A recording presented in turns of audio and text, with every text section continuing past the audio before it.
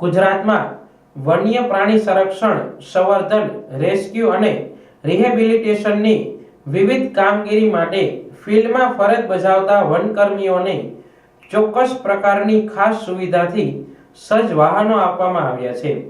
મુખ્યમંત્રી ભૂપેન્દ્ર પટેલે સાસણ ગીરમાં આવા 183 વાહનોને ગુરુવારે સવારે ફ્લેગ ઓફ કરાવ્યું હતું. વન વિભાગે વિવિધ પ્રોજેક્ટ અંતર્ગત 174 ફિલ્ડ બાઇક, 6 બોલેરો કેમ્પર અને 3 modified rescue vehicles forest field સ્ટાફના પેટ્રોલિંગ, પ્રોટેક્શન અને રેસ્ક્યુ કામગીરી માટે ઉપલબ્ધ કરાવ્યા છે.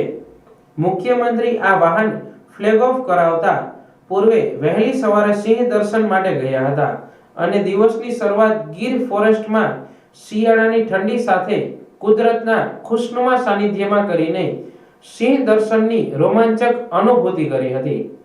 મુખ્યમંત્રી શ્રીએ ખાસ સુવિધાથી સજ્જ આ વાહનોનું સંબંધિત વનકર્મીઓને ફાળવણી માટે ફ્લેગ ઓફ કરાવ્યું. તે અવસરે વન પર્યાવરણ અગ્ર સચિવ ડોક્ટર વિનોદ રાવ, અગ્ર મુખ્ય વન સંરક્ષક ડોક્ટર જયપાલસિંહ અને વન વિભાગના વરિષ્ઠ અધિકારીઓ ઉપસ્થિત રહ્યા હતા. મુખ્યમંત્રી શ્રીએ વન વિભાગના રેસ્ક્યુ સેન્ટરની પણ મુલાકાત લીધી હતી. આ દરમિયાન સીસીએફ રામરતન નાલા અને નાયબ વન સંરક્ષક પ્રશાંત તોમરે રેસ્ક્યુ સેન્ટરની કામગીરીથી મુખ્યમંત્રીને અવગત કર્યા હતા.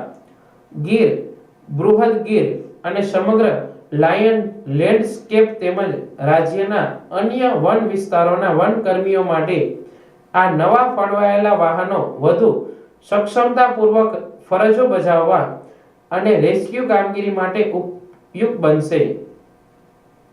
સાસણના કાર્યક્રમમાં તાલાળાના ધારાસભ્ય ભગવાનભાઈ બારડ, જિલ્લા ભાજપ પ્રમુખ ચંદુભાઈ મકવાણા અને વન વિભાગના વરિષ્ઠ અધિકારીઓ ઉપસ્થિત રહ્યા હતા.